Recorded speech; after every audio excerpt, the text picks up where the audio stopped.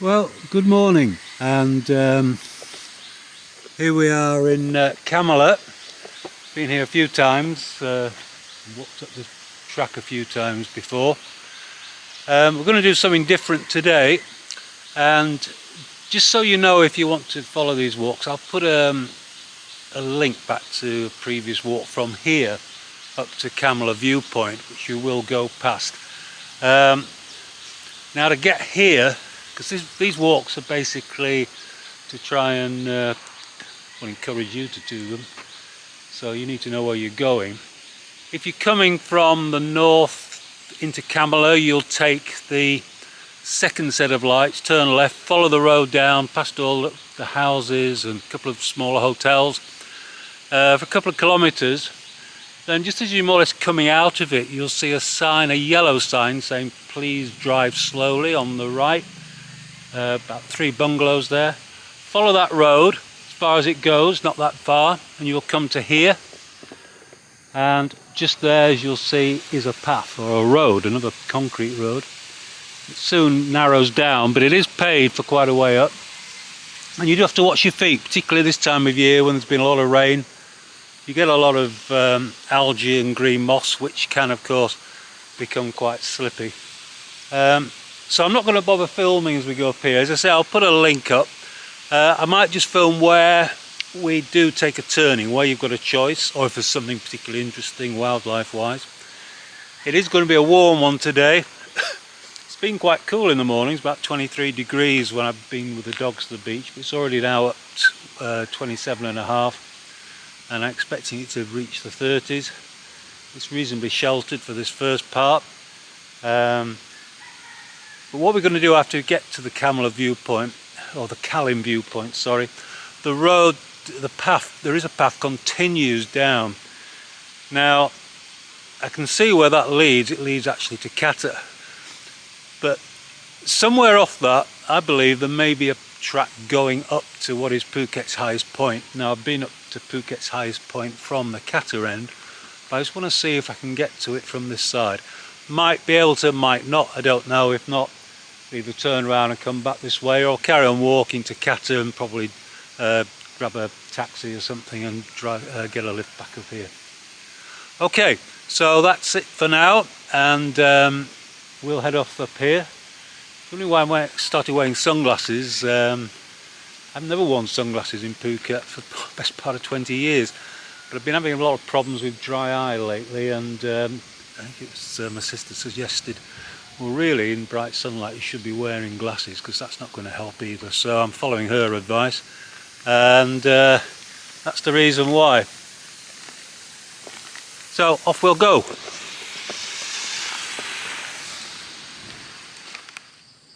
Okay, so if you're not following this with GPS and a map, this is the first sort of division you'll come to. We're about 30 minutes in, 1.5 kilometres, something like that, of predominantly uphill, and you might expect to take the right hand fork and carry on uphill. You don't, you take the left hand, and for a little while you go downhill. The right hand fork just actually goes up to that little hut up there, rubber tree workers hut. Okay, another guide point for you. We're now a couple of kilometres in. Path is very clear up to this point. It does change from concrete to dirt and then back to concrete again. Shortly after where I left you last time, you do walk through, there's a couple of rubber workers huts, little pond on the right. Just walk through there, said hi to them, and then it's very clear again. Now when you get to this point, you might be tempted to turn left here amongst these rubber trees, as opposed to what looks to be almost like a very rough gully, but you don't. You do go up the rough gully. It's certainly, it doesn't last like that for long, but that's the way to go. Now the first time I did this walk, this section of path we've just been coming through now, climbing up, was very overgrown. But then last time I came, someone had cleared it, and it's still clear now, very distinguishable. I have just hit, obviously, as you can see, a collapsed tree branch, blocking the way, a lot of branches. You can see the path just there again, further on. So don't worry, you just have to clamber over this. And then literally few yards after you've clambered over that, you come to this big path.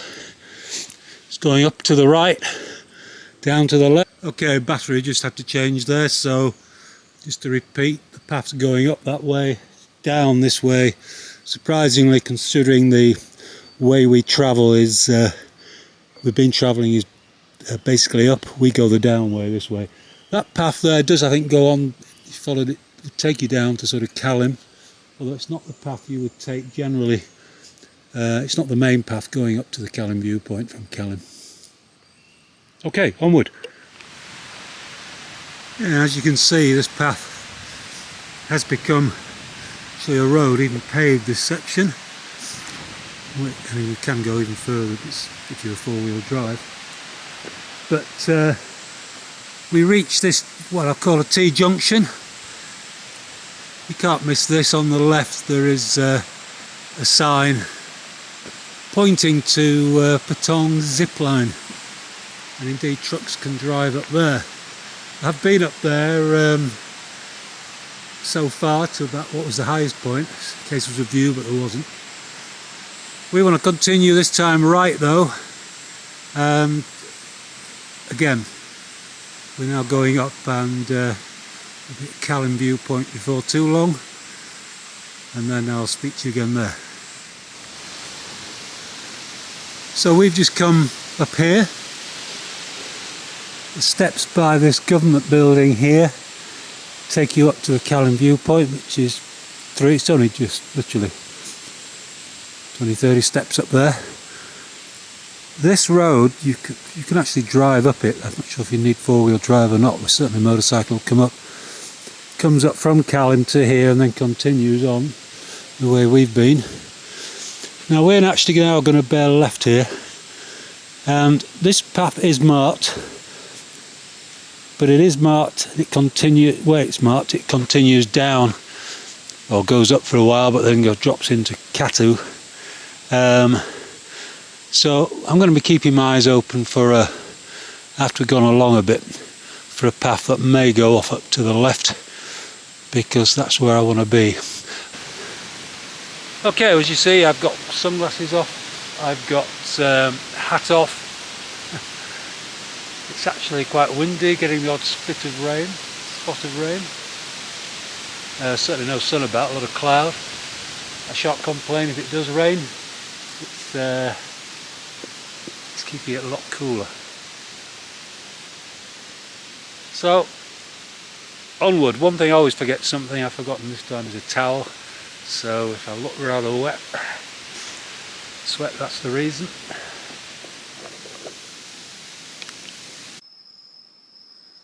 So we are on the marked path now. And as you see, well, you can see, it goes quite steeply uphill. We're only about 300 metres here, just over 300 metres up. And Phuket'S highest hill, of course, is about 530. So if we can find a way up to it from here, it's a fair way up, still to climb.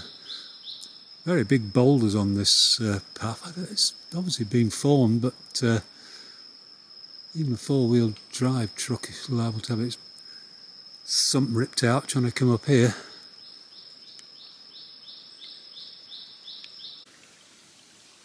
Unusual sight in the middle of the jungle. A clock. Isn't too hard, it's not working, well, it's only about 35 minutes out. And we have there a Thai, French and Swedish flag. I'd like to say there was a path going up there, but there isn't. Just along this main path. Okay, we're now at 400 metres, and the path bears now to the right, and there is a sign up there. I've seen a couple of these pointing, somebody will be camping or whatever, it's all in Thai, but pointing you that way. But if we go that way, we are going to start going downhill and away from the direction of the highest peak. And it just so happens that just here Obviously something to do with rubber plantation workers. There is a path going up here to the left. How far it goes, I've no idea. It's certainly not marked on the maps, but it's going up and it's going in the right direction. So, decision made, we're going to see where this goes. Well, I just saw this flag, so I've just headed up to this little plateau. This is only just over 400 metres, but there is a view here over Patong Bay. You can't see the town, which doesn't bother me in the slightest, but you can see the bay. But we really need to be heading up that direction if we want to gain height. There's no obvious path that way, but we'll go see what we can see. Well, that's the direction we want to be heading. There's definitely no path up there.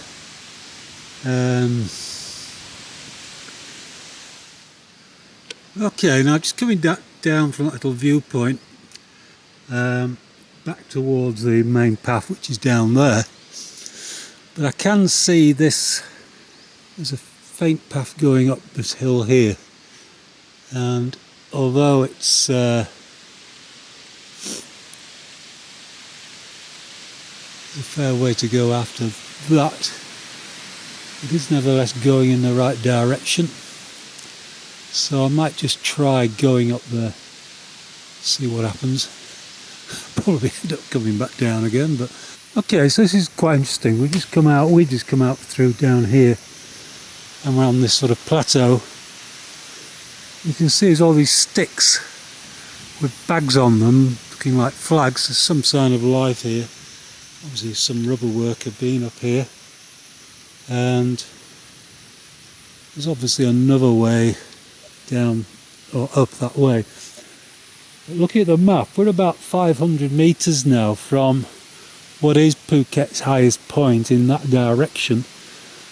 So where those flagpoles are and is this little path. Let's just see if we can get up, see if we can get through this way. It's looking promising at the moment, but you never know. There's probably some quite nice view over there if you can get to it. Right, there's no path here now. We've come further up, but the map's quite clear. Although there's no trail running on it, and we could lose GPS soon. But the it's over there is the highest point for sure, which is it's actually due. Well, it's due east, so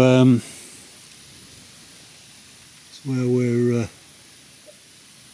So you can't go back as the crow flies in these jungles, but if we can find some semblance of path going that way, then that's the way we're going to go. Now unfortunately, it's often the case, these maps are not always accurate. It's showing us now at about 470 metres, and due east over there is about 530, and you can see 530 there.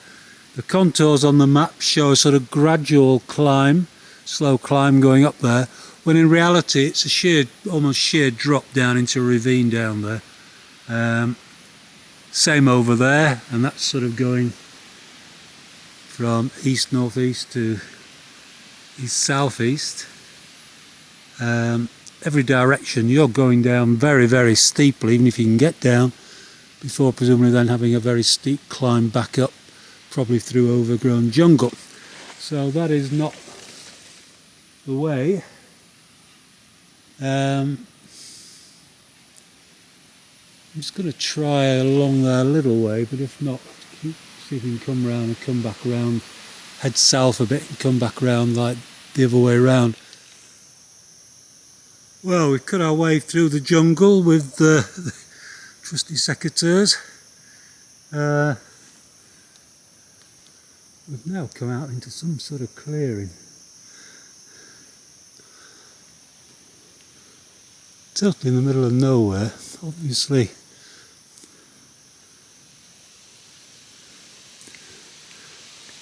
going up that way now. I've got round the ravine. Just need to check compass and bearings again to make sure we're heading the right way. There's no path here, so hopefully the GPS is recording and we can get out in due course. And now we plod on. Okay, well I've just waded through all this going along the side of the jungle and I've hit a path coming quite steeply from down there and now continuing exactly the way I want to go according to compass and the map. So fingers crossed. We might have found our way. As you can probably maybe just make out, those are trail bike tracks, and so it definitely will be, has to be, the path that I was looking for. So the last time I did this walk up to the top, we were coming in the other end, from the other side, from Katu, and at some point, it's not easy to spot, so I need to keep my eyes peeled. There's a track that literally cuts straight up to the top, and it's not very clear. Some nice people have put some tied bits of tape to try and show you where it is, and so we should be able to find that very shortly, I think, and then we'll head up there. Now that's interesting. There's another of these trail camp signs here just as we start heading downhill. So last time I did it came up here, and this unmarked, but nevertheless you can see it's a lot more clearly now. It used to be a piece of tape tied on here so people could see it. It's going to take us up to the top. We might need, I don't know, it looks clearer than it did last time, so maybe we won't need secateurs. Well, we've made it. We're on what is officially the highest point in Phuket, this hill. Anybody tells you it's Radar Hill or Big Buddha Hill, definitely isn't. It's been proved using barometric pressure and everything else. You do at this point have a view of, it's pretty misty now, so just had a bit of rain down there. You can just see, maybe, hang on a second, I'll zoom in. It's about as far as I can zoom. It's very misty.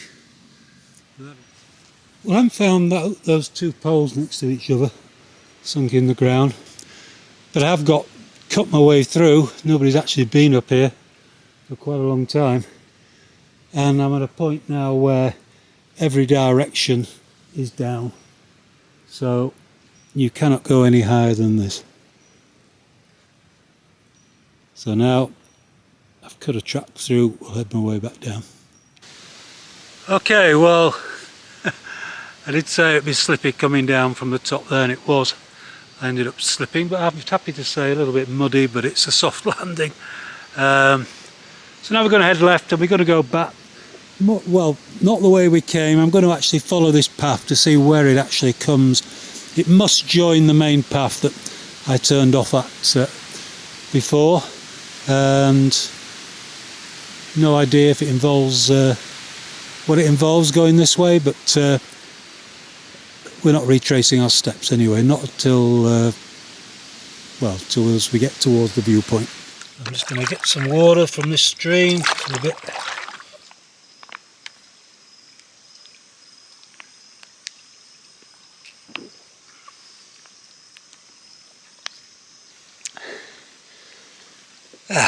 Better.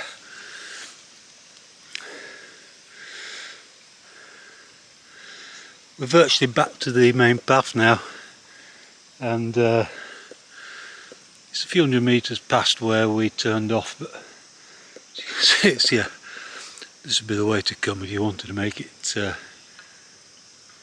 without cutting your way through jungles.